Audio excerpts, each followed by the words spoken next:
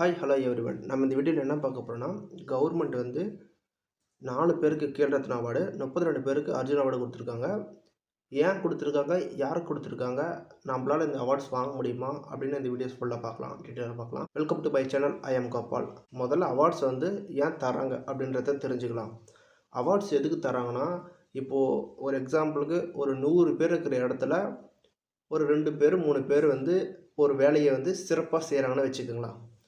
அந்த 2, 3 பேரை கூப்பிட்டு மிச்சம் இருக்கிற 97 பேருக்கு மத்தியில் அவங்களுக்கு 3 பேருக்கு அவார்டு கொடுத்து ஒரு அப்ரிஷியேட், நீ நல்லா பண்ணியிருக்க அப்படின்னு ஒரு ஒரு பெருமைப்படுத்தினானா, ஒரு அங்கீகாரம் கொடுத்தாங்கன்னா, மிச்சம் இருக்கிற 97 பேருக்கு ஏதாச்சும் தோணும்.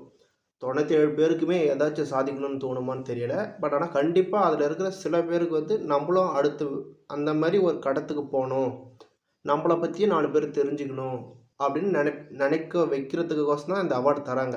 இப்போது நம்மளால் அந்த அவார்ட்ஸ் வாங்க முடியுமா அப்படின்னா முடியும். நம்மளும் அந்தமாரி அந்த 3 பேர் பெஸ்ட்டாக இருக்கிற மாதிரி பார்த்துட்டா நமக்கு அந்த அவார்ட்ஸ் கிடைக்கும். கேல் ரத்னா அவார்டுனா என்ன? அர்ஜுனா அவார்டுனா என்ன? அதுக்கான வித்தியாசம் என்னன்னு பார்க்கலாம். ஏன் அதை கொடுக்குறாங்கன்னு பார்க்கலாம். இந்த 2 அவார்டு குறிப்பிட்டு ஏன் தராங்கன்னா, விளையாட்டில் நல்லா விளையாடினீங்கன்னா இந்த 2 அவார்டு தராங்க. அதெல்லாம் Khel Ratna award. Major Dhyan Chand Khel Ratna award அப்படின்னு பேர் மாற்றிருக்காங்க. இந்த அவார்டு எதுக்கு தருவாங்கன்னா, இந்த அவார்டு வாங்குறவங்க வந்து இந்த ஒரு குறிப்பிட்ட விளையாட்டில் பெஸ்ட்டாக இருக்கணும். கிரேட்டஸ்ட் பெஸ்ட்டாக இருக்கணும். அந்த அச்சீவ்மெண்ட் வந்து மற்றவங்களால ஈஸியாக நெருங்க முடியாத அளவு இருக்கணும். நீரஜ் சோப்ரா எடுத்துக்கலாம். டோக்கியோ ஒலிம்பிக்ஸில் வந்து ஜாவ்லின் த்ரோல கோல்டு வின் பண்ணி கொடுத்துருக்காரு. இப்போ அந்தமாரி ஒரு பிக் அச்சீவ்மெண்ட் எடுத்துட்டா அவங்களுக்குலாம் அந்த அவார்டு தருவாங்க. கேல் ரத்னா அவார்டு. கேல் ரத்னா அவார்டுக்கு என்ன வித்தியாசம்னா, ஒரு பெரிய ஸ்டோன், ஒரு இன்ஸ்பிரேஷனாக இருக்கணும் நீங்கள் மற்றவங்களுக்கு. அது வந்து யாராலையும் சீக்கிரமாக தொட முடியாத அளவு இருக்கணும். அப்படி இருந்தால் இந்தியாவிலேயே உயரிய விருதாக கருதப்பட்ட விளையாட்டுக்கு கேல் ரத்னா விருது கொடுக்குறாங்க. அர்ஜுனா விருது எதுக்குன்னா, நீங்கள் நல்லா பெஸ்ட்டாக பண்ணியிருந்தீங்கன்னா போதும். வெறும் விருது மட்டும்தான் தராங்களா? இல்லை வேறு என்ன பண்ணுவாங்க? அரசாங்கம் வந்து ஒரு விருது தந்து ஒரு ஊக்கத்தொகை கொடுத்து அந்த டேவை வந்து ஒரு மிகப்பெரிய செலிப்ரேஷன் டேவாக மாற்றுறாங்க. உதாரணத்துக்கு இப்போது நீரஜ் சோப்ராவே எடுத்துக்கலாம். டோக்கியோ ஒலிம்பிக்ஸில் ஜாவ்லின் த்ரோவில் கோல்டு மெடல் வின் பண்ணி நாட்டுக்காக பெருமை சேர்த்துருக்காரு. அவர் ஒரு இன்ஸ்பிரேஷன். இப்போது ஜாவ்லின் த்ரோவில் அவர் கோல்டு வின் பண்ணதுனால இந்தியாவுக்கு ஒரு இன்ஸ்பிரேஷன். இப்போ நமக்கு நாட்டு மக்களுக்கு ஒரு பெருமை சேர்த்து தந்திருக்காரு. நம்மக்கிட்ட ஒரு கோல்டு இருக்குது, ஒலிம்பிக்ஸில் ஒரு கோல்டு இருக்குது அப்படின்றதுக்கோசம். அதுக்கோசம் இந்திய கவர்மெண்ட் என்ன பண்ணியிருக்கோன்னா, அவருக்கு வந்து நிறைய அவார்ட்ஸ் கொடுத்துருக்காங்க. குறிப்பிட்டு சொல்லணும்னா இந்த மேஜர் தயங் கேல் ரத்னா விருது அது மட்டும் தான் கொடுத்துருக்காங்கன்னா ப்ரைஸ் கொடுத்துருக்காங்க. அதுவும் இல்லாமல் அந்த டே ஆகஸ்ட் நேஷ்னல் ஜாவ்லின் டேவாக அறிவிச்சிருக்காங்க. இப்போ செலிப்ரேட் பண்ணுறாங்க. அரசாங்கம் இந்தமாரி செலிப்ரேட் பண்ணுது. ஏன் செலிப்ரேட் பண்ணுதுன்னா, அந்த தினத்தை நம்ம மறக்கக்கூடாது. அந்தமாரி நம்மளும் ஒரு விளையாட்டில் இப்போ நமக்கு ஒரு நல்லா விளையாட வருதுன்னா, நம்மளும் அந்தமாரி இடத்துக்கு போயிட்டு நம்மளும் அதுமாரி வாங்கணும் அப்படின்றதுக்கோசம் அது ஒரு நல்ல பெருசாக செலிப்ரேஷன் மாதிரி பண்ணுறாங்க. ஓகே, இப்போ நம்ம நியூஸ்குள்ளே வருவோம். 4 பேருக்கு கேல் ரத்னா விருது, 32 பேருக்கு அர்ஜுனா விருது. யார் அந்த 4 பேர் அப்படின்றத டீட்டெயிலாக பார்க்கலாம். ஃபஸ்ட்டில் யாருக்கு தராங்கன்னா, குகேஷுக்கு தராங்க. குகேஷ் யாருன்னா, தமிழ்நாட்டை சேர்ந்த 18 வயசு உடைய கிராண்ட் மாஸ்டர். இவர் போன வருஷம் நடந்த வேர்ல்டு செஸ் சாம்பியன்ஷிப் எங்கே நடந்துச்சுன்னா, சிங்கப்பூரில் நடந்துச்சு. அதில் விளையாடி சீன வீரர் டிங் லெரனை தோக்கடிச்சு சாம்பியன் பட்டத்தை கைப்பற்றிருக்காங்க. இதனால் இந்தியாவுக்கு என்ன பெருமைனா, இப்போது இந்தியாவில் ஒரு வேர்ல்டு செஸ் சாம்பியன்ஷிப் பட்டம் வச்சுருக்க ஒரு நபர் இருக்கார். அது மட்டும் இல்லாமல் இவர் தான் வேர்ல்டில் யங்கஸ்ட்டு செஸ் சாம்பியன்ஷிப் பட்டத்தை வச்சுருக்காரு அப்படின்னு ஒரு பேர் வச்சுருக்காரு. அதனால் இப்போ நம்ம நாட்டு மக்களுக்கு ஒரு பெரிய பெருமை தேடி வந்திருக்காரு. அதனால் இவர் கேல் ரத்னா விருது கொடுத்துருக்காங்க. 2வது யார் கொடுத்துருக்காங்கன்னா, மனு பாகர். யார் இந்த மனு பாகர்னா, 22 வயசு உடையவங்க. இவங்க என்ன பண்ணியிருக்காங்கன்னா, பாரிஸ் ஒலிம்பிக்கில் கலந்துக்கிட்டு பெண்களுக்கான பிரிவில் ஷூட்டிங்கில் வெண்கல பதக்கம் வின் பண்ணி கொடுத்துருக்காங்க.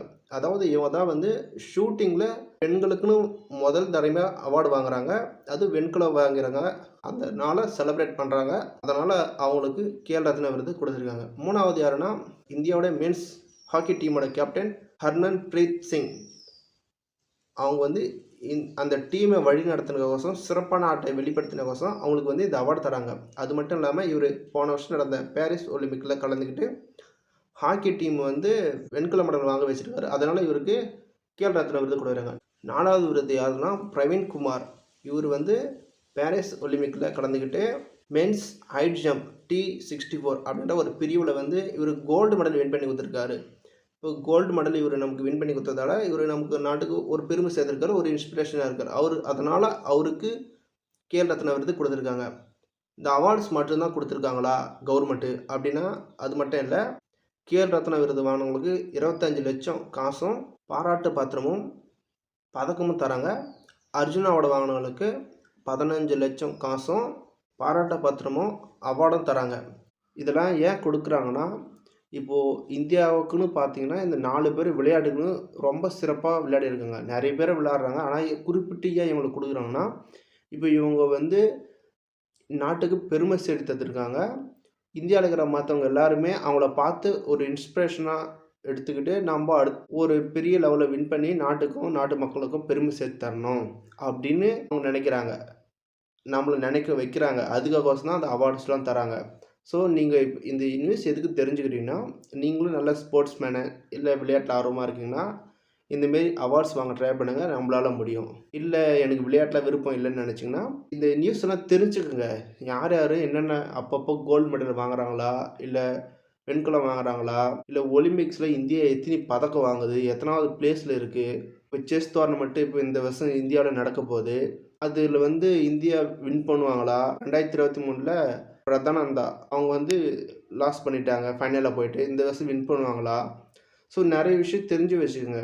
நீங்கள் நிறைய விஷயம் தெரிஞ்சுக்கிட்டிங்கன்னா உங்களுக்கு யூஸ் ஆகுதோ இல்லையோ அவங்கள சுற்றி இருக்கிறவங்களுக்கு நீங்கள் அந்த நியூஸை சொல்லி அவங்களுக்கு ஒரு பூஸ்டப் மாரி பண்ணுவீங்க. அவங்களுக்கு நிறைய சொல்லிக் கொடுப்பீங்க. நீங்கள் ஃபஸ்ட்டு நிறைய சொல்லிக் கொடுக்க ஆரம்பிச்சிங்கன்னா நிறைய தெரிஞ்சுப்பீங்க. நிறைய தெரிஞ்சுக்க ஆரம்பிச்சிங்கன்னா நீங்கள் நிறைய கற்றுப்பீங்க. நிறைய கற்றுக்க ஆரம்பிச்சிங்கன்னா நீங்கள் தானாகவே எந்த ஒரு ஃபீல்டில் இருந்தாலும் மேலே மேலே வருவீங்க. இந்த வீடியோ பிடிச்சிருந்தா லைக் பண்ணுங்கள், ஷேர் பண்ணுங்கள், கமெண்ட் பண்ணுங்கள். தேங்க்ஸ் ஃபார் வாட்சிங்.